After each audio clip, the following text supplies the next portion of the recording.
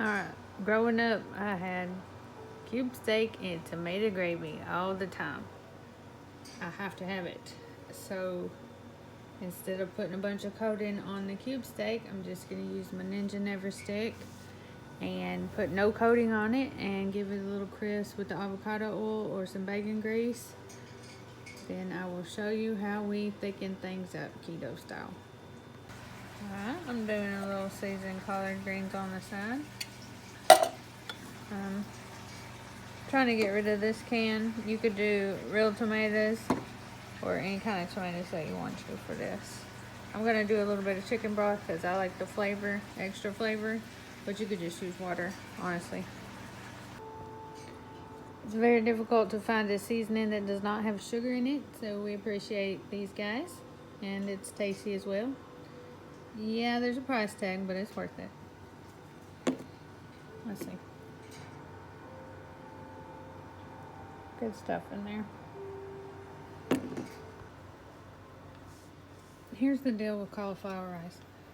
At first I thought it was awful until I learned you have to get all of that ice and whatever frozen part, all of that water comes out of it, and then when there's no water left in here, that's when you add the flavor into this, and that's when cauliflower rice stopped tasting like butt.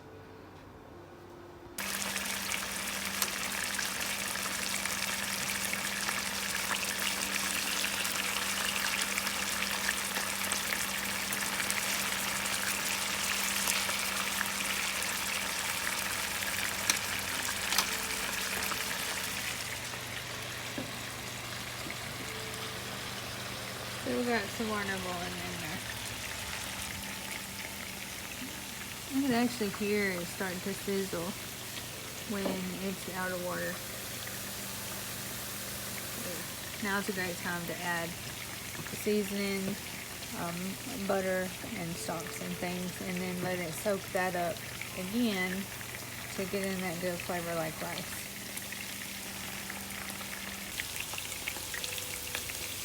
Hey, which one was farm raised and which one came from the store? Yeah, it's a pretty easy tell. See that? It looks so good. It's like the fat from it comes out and it makes its own crust or something. Or I'm delusional. That's okay. See me here. I'm telling you, this is great, satisfying, and the whole family says so. I basically drained most of the grease away. There's a little bit left there, keeping all the goody part. I have a little onion left over from yesterday, so I'm going to throw that in there. I'm going to start with 1 tablespoon of arrowroot powder, which is kind of like a cornstarch. I may need one or even another one. We'll see.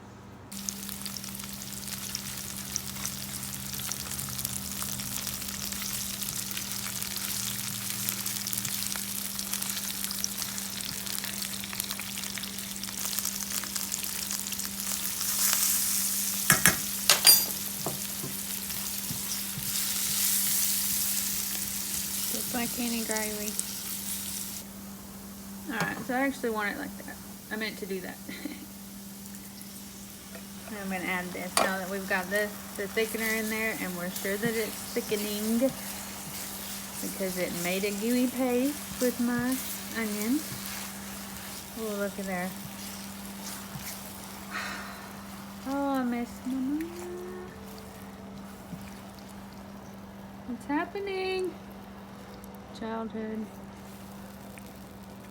Alright, now once this gets, it's really already started, once this gets thick too, then you'll add either a can of this of water or of stock, which is what I'm going to do, or what do you call it? Broth. It smells so good, so it's basically starting to gravy up again, so time to add this liquid.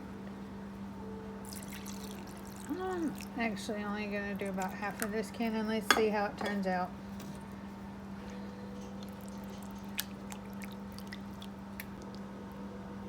Alright, it actually is thickening up quite nicely. Don't forget your salt. So I am going to add the other half of this can.